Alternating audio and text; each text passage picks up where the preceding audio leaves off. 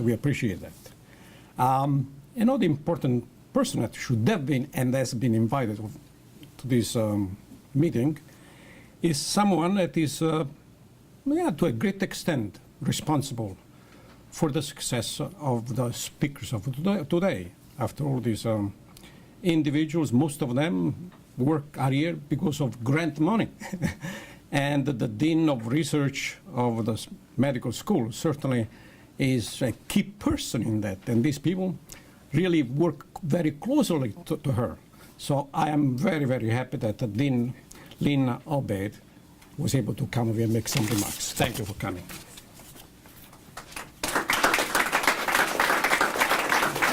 Thanks so much for inviting me. It's a great honor and a pleasure to be here.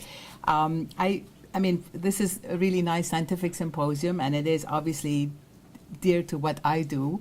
And I also happen to have some close friends who are scientists and who are highly accomplished and experts in their field. So I'm very proud of them and happy to be here with them today. So I think, as Dr.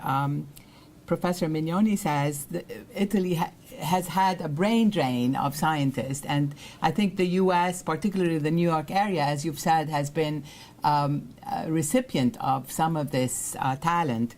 So, we're very lucky to have amongst us some of these very best and brightest talented scientists in many of the New York schools, as you mentioned, but particularly at Stony Brook as well. And I think people who accomplish in their career in New York City come to Stony Brook because it's like they're already professors and they come here, or some very young people have come also. So it's been a great place to have young and more accomplished senior scientists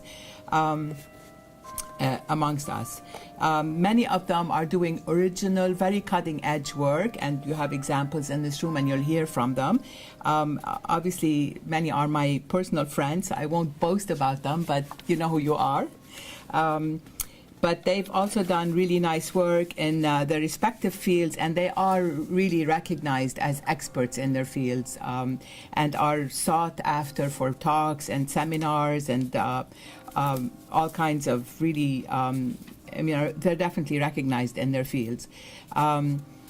They've garnered significant funding, as you mentioned, not only the $6 million from Maurizio, but several other funded investigators, including from the Department of Defense, National Institute of Health, National Science Foundation, and smaller programs such as American Cancer Society and other places that include big grants like program projects, multi-investigator R01s, as well as individual grants and fellowship grants. And so we're very proud of everything that they do, and they really add to all this, including the Veterans Hospital. We have several investigators who are funded through the VA system, and that's a very powerful system to study programs that have disease in them. The other thing I wanted to say is, Italian scientists, but specifically, I think, so recently I had my 23andMe genetics done. It turns out, I know I'm from the Mediterranean basin. My father's originally from Lebanon, my mother's Palestinian, but it turns out I have some Italian blood. So now I can honestly share I can honestly share your passion for science, for life, and for food, and all the other things that are, so the few things I want to say about, and the group here again represents many departments, which I would like to note: neurobiology, molecular and biology and genetics, biochemistry, physics, computer science, cancer center, physiology. Really, most of our departments are represented in this group of accomplished Italian scientists: computer science, political science. But one thing I really want to mention, other than them being very accomplished scientists, as well as accomplished and passionate teachers, one thing for me is also really important is their capability to be mentors. And we have a generation now of mentors from this group of scientists that are really passionate about mentoring young people and taking them to the next steps in their career. And I think the impact of that exceeds the, I mean, impact of funding and impact of professorship and teaching are really important, but the impact of mentoring the next generation of scientists, I think, goes far beyond, to use the far beyond. And amongst us, there's definitely really strong mentors. So thanks for asking me to participate today. I'm proud to be part of this group. Thank you so much.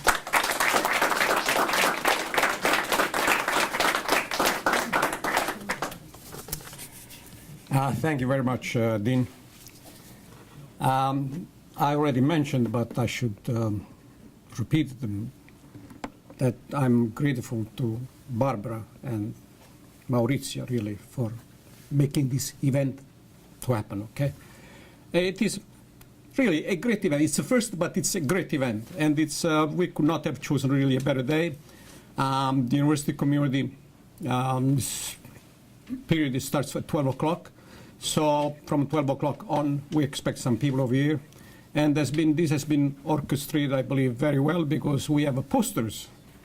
When people come up, they will also in the hallway be able to get a more visual, concrete idea of what these great scientists are doing, certainly.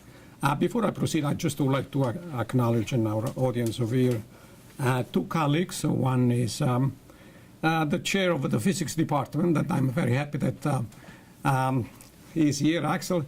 And actually, I should say he was also associate provost for a while. And my dear colleague, Laurie Repet, who is always very supportive of the center, is probably one of the most supportive colleagues that we have on a campus. And really, I'm very grateful to her for being connected with us and providing some energy, input, and the willingness to organize event and make this center really a strong strength intellectually. So I am really grateful, Laurie. So later on, when I think that at the end we are going to have some concluding remarks, and I will talk about this brain drain, to which also corresponds a brain gain. If it's drain at one place, it's a gain at someplace else, okay? And I will make a few comments on the circulatory brains. So some people despair about this, but I don't know to what extent. Yes, years ago I was complaining, but 10 years ago we organized here, right here, an event, a full-day event with Italians who had left Italy. Yes, and we called it Brain Drain. I invited this guy, Nava, who published a book, La fuga cervelli in Italia. We invited him. And yes, there was a lot of complaining towards Italy for the loss of this, yes. The provost came, Eric Keller. He made some welcoming remarks. He said, yeah, well, there's brain drain, but we are very happy because we have the culture of here, brain gain. And so we gain, and thanks to this flow, our institution in the United States continue to flourish. And so, but as I said, I will make summary. Now I gave the words to Barbara, who will make some remarks and to proceed with the conference. Thank you, Barbara, again. Thank you, Mario, very much, and thanks to Deans Obeid and Kopp for their words. My name is Barbara Rosati. As you've heard, I'm one of the organizers, scientific organizers of this meeting, together with Maurizio Del Poeta. And I'm very excited to introduce some of our very talented researchers to you today. I know you're very keen to see them, but before we go through their wonderful presentations, I'm sure, just let me steal a couple of minutes to tell you why I am proud to be part of the university here at Stony Brook. As the Dean Obeid had mentioned, we are mentors and we play an important part, not only here at Stony Brook University, but in the country. not long ago, my husband brought to my attention this research project that was featured in the New York Times. It's called the Equality of Opportunity Project. It was initiated by and carried on by these 3 professors of economics in Stanford, Brown, and Harvard. And they started this project in order to figure out how colleges manage to shape children's prospect to move up on the income ladder and start from low-income families and go up, move up to a higher income status. And in particular, what they asked was which colleges in America help the most children climb the income ladder. And they answered this question by surveying, by researching and analyzing the data from 30 million students belonging to and coming from the U.S. universities and colleges. And what they did for each school, they came up with a so-called mobility report card. And here what's shown is the 2 mobility report cards compared for Columbia and Stony Brook University. Now, each mobility report card has 2 components. As you see, there's a, if I can find the mouse, there's a linear line here, and this is the first component, and shows the percentage of students that as adults, after they got their degree in this particular school, they managed to place themselves in the the top 20% earning groups. And here, the second component is this bar graph that shows where these students came from in terms of their parental income when they entered college. So what's shown here in this comparison is that Stony Brook University doesn't do significantly different from Columbia University in terms of how successful its students are in terms of gaining income positions, top positions. But there's a big difference in the parent income distribution. So where these students come from is in the 2 institutions is very different. These researchers ranked all the universities, small and large, Ivy colleges, league colleges, non-Ivy League, private and public university. They ranked them according to their mobility rates.